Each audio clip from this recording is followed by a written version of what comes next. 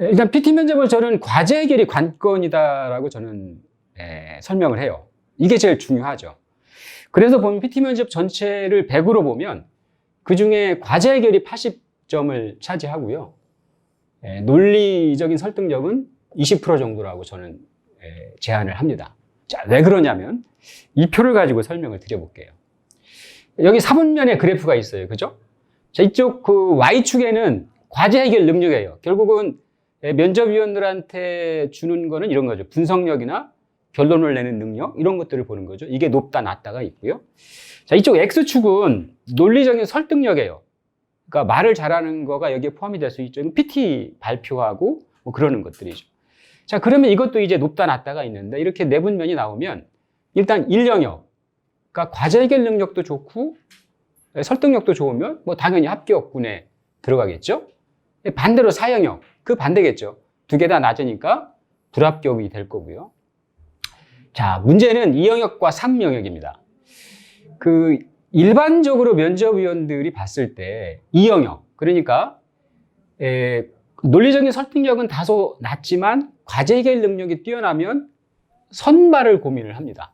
이 친구 뭐 말은 좀 잘 못하지만 그건 뭐 나중에 키울 수 있으니까 과제 해결 능력이 뛰어나다 그러면 좋은 친구다. 한번 그 선발을 해볼까 이렇게 고민을 한다라는 거죠. 자, 반대가 3영역입니다.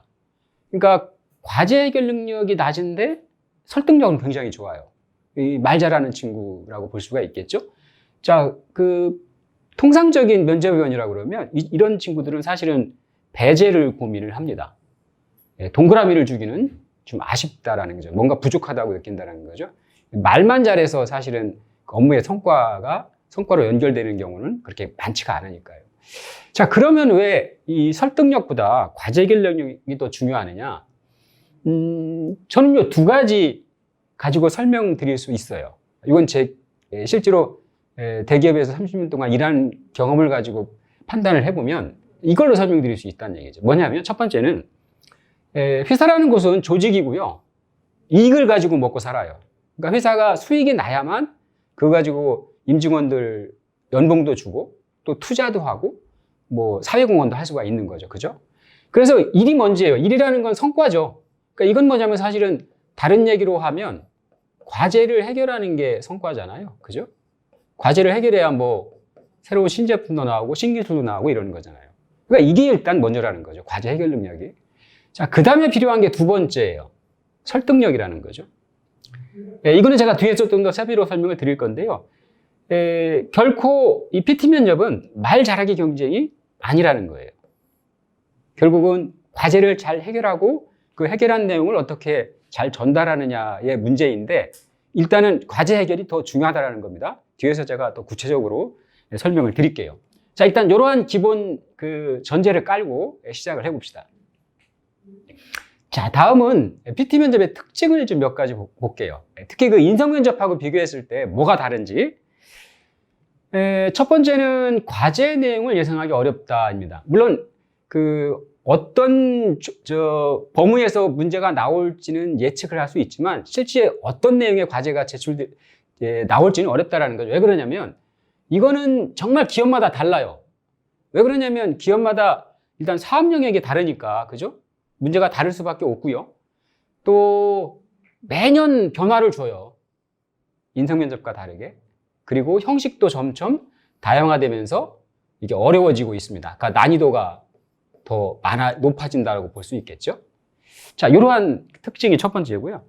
두 번째는 어떤 특징이 있냐면 사실 모범 답안이 없는 응용 문제라고 볼 수 있어요. 그러니까 인성 면접은 사실은 어느 정도 모범 답안 안에서 내 경험을 가지고 그 얘기를 해주면 되는데 사실은 요 PT 면접은 응용 문제라는 거죠.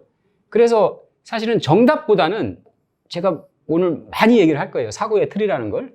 이 사고의 틀을 어필하는 게 중요하다는 거죠. 설사 정답이 틀리더라도 사고의 틀을 정확히 제시했다, 어필했다라고 그러면 합격으로 갈 수 있습니다.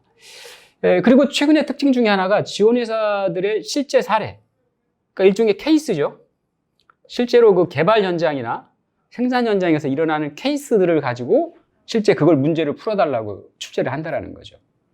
그러니까 이것도 어떻게 보면 난이도가 더 올라가는 거라고 볼 수도 있고 면접위원들 입장에서 보면 실제로 저 친구가 실제로 우리 현장에 왔을 때 일을 잘할 친구인지 판단할 수가 있다는 거죠. 자, 세 번째 PT 면접의 특징은 평가 점수의 차이가 많이 난다라는 겁니다. 그러니까 잘하는 친구하고 못하는 친구하고. 자, 그래서 보통 PT 면접은 변별력이 크다라고 봐요. 그러니까 이 얘기는 뭐냐면 반대로 얘기하면 사실은 지원하시는 여러분 입장에서 보면 연습 수준이 중요하다라는 거죠. 그러니까 내가 얼마나 연습했느냐에 따라서 점수 차이가 아주 크게 날 수 있는데 내가 연습을 많이 하면 상위권에 포진할 수가 있다라는 거죠.